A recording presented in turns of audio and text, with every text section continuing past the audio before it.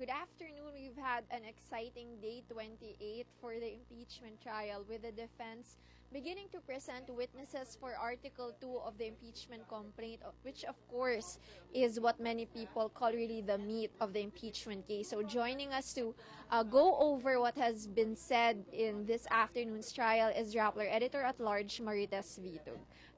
Good evening na. So, Ma'am Marites, you said there are many questions that were raised this afternoon, especially with the testimony of Vicente, si Mr. Vicente, who apparently is the second cousin of Chief Justice Corona. Yes, it's not, I don't know, according to Senator Recto, it's quite usual in Batangas, in the province, for people not to have titles in their names, not to register their property. So I don't know if this is the same reason that Mr. Vicente did not register the property in his name. He said he trusts the Coronas. So this is a big question that's still up in the air. But if we look back at the pronouncements of Chief Justice Renato Corona, he has not been exactly factual. You know, if we do a fact-checking of his statements in the past month since the impeachment, we could refute. There are some statements which are not factually based. So that's why there's a credibility problem here. But again, we still reserve our verdict or our judgment when we see all the details. And he's coming back. I think he's coming back, isn't he? Or he's no longer coming back to the witness stand. He has never taken the stand so far. So no, what I mean is Mr. Vicente. Mr. Vicente. He's no longer coming back. But as there are, first question is why did he not transfer the title of Marikina property to his name? Number two, as Attorney Justiniano said, why didn't he annotate the deed of sale so that it sort of protects him? What does that mean, to annotate a deed of sale? I think it's to bring it to the Register of Deeds and to indicate. Yeah, I don't know what the procedure is. And number three, when he established that the notary public was fake or not authorized or licensed to operate in Makati, what does that make of the deed of sale? So these are at least three questions that we have to think about. Okay, of course, this Marikina property became an issue because it was declared in the 1992 Salon of the Chief Justice as a donation. With all the things that we learned this afternoon, how do you think we can interpret that? There were the years of the sale, the years of the declaration, and he claims it's no longer his, so he should not be required anymore to declare it in his salon. That's one discrepancy that has been uncovered today. As you said, number one, the property was donated, I think, to his wife or inherited by his wife, and it was sold in 1990, yet it appeared in the 1992 SALN. That was the question of Senator Recto, which is a very valid question. And Justice Cuevas replied that it wasn't transferred because it wasn't, it was declared because it wasn't yet transferred to Mr. Vicente's name. Until now. So that means he should have declared it till today. Okay. In his SALN, if that's the reasoning. Because or until not today. Declare it in 1992. Correct, yes. So now we're seeing again another discrepancy in the SALN. So it's up. We have to find out and maybe also decide on this. If we also want to make our own judgments as citizens, then we have to think about this discrepancy.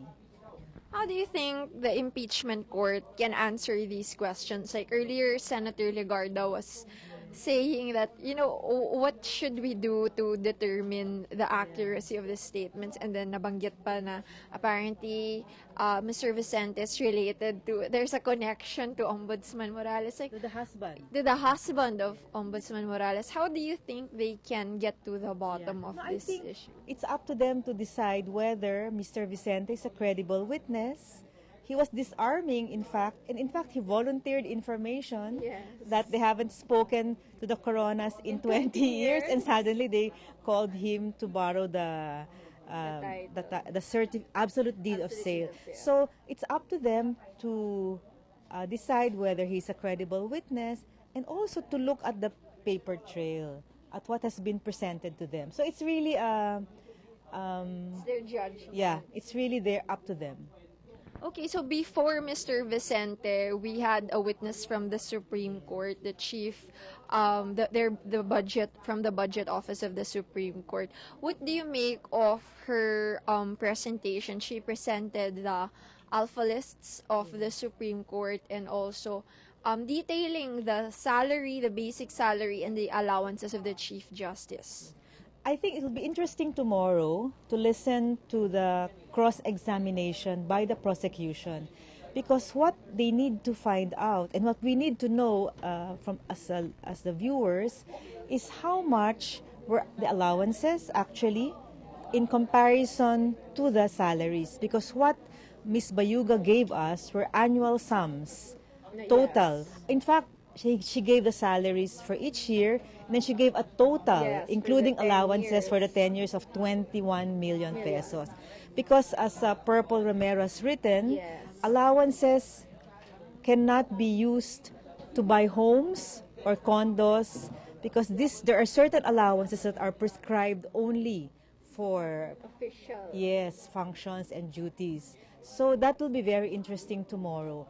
I really look forward to another exciting day tomorrow. So the accounting of the Chief Justice, like whether it's for personal or for the condos. And also, if you compute for the 21 million given to him in 10 years, you divide that by 10, that's about 2 million a year. Salaries and allowance per year, it's not enough, I think, even if let's say it's the whole amount to buy the properties that we have seen so far. But still, the more basic question is, are allowances allowed to be used to buy properties? Now, some of the people who were monitoring, of course, the trial were surprised that they didn't know that the allowances, for example, of justices would reach that amount. Like, why do you think?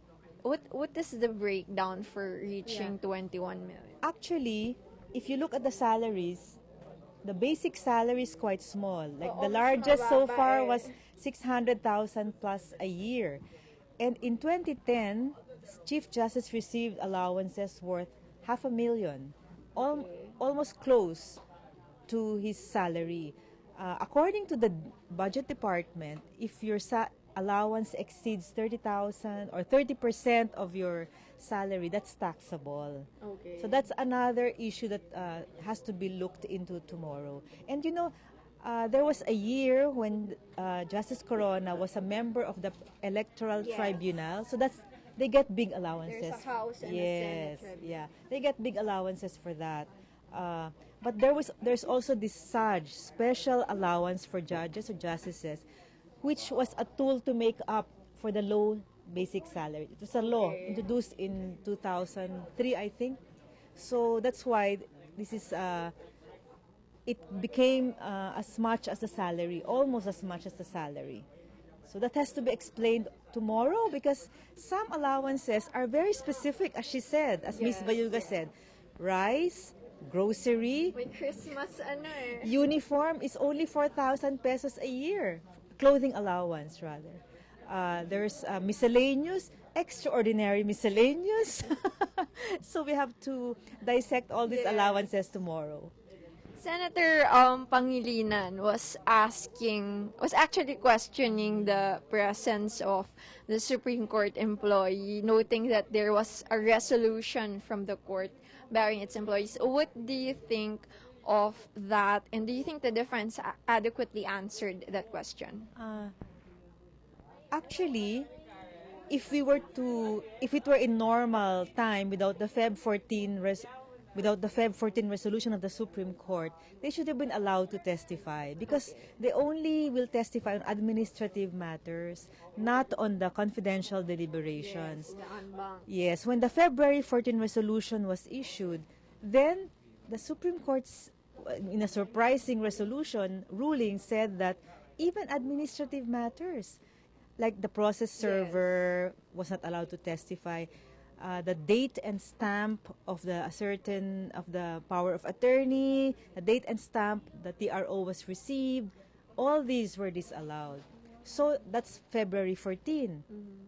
So that's why I was surprised that Miss Bayuga was allowed to come here to testify by the Supreme Court.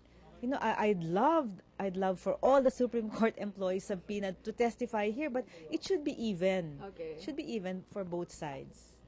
So in the coming days, we expect the defense to continue presenting witnesses and evidence.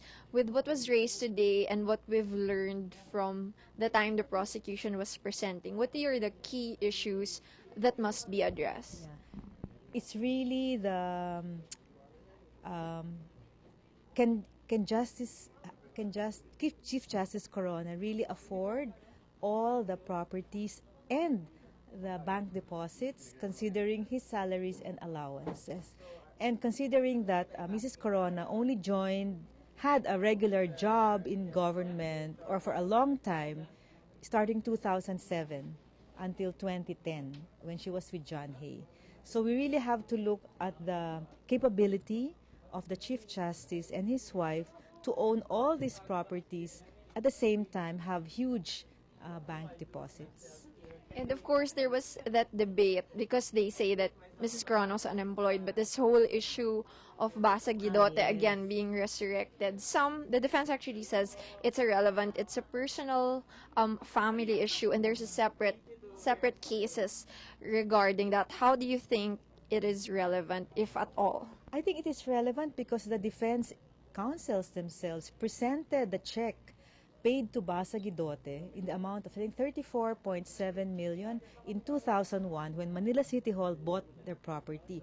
They were the ones who presented the check and it was marked as evidence. So I think it's relevant. They were the ones who introduced it all. And when Chief Justice withdrew 32.6 million pesos in one day on December 12, 2011, the day he was impeached, the defense said the money belonged to Basa Guidote. So they were the ones who brought Basa Guidote into the picture. So it's really relevant. It's something exciting also that we have to, that I look forward to see what the explanation will be. Okay, thank you, Ma'am Marites. Very exciting days indeed. We look forward tomorrow. It's the third day of the defense to present witnesses and evidence, and we will see what other surprises and excitement are in store for us. I'm Ai Makarig. Thank you for joining us in our live stream on Rappler.com.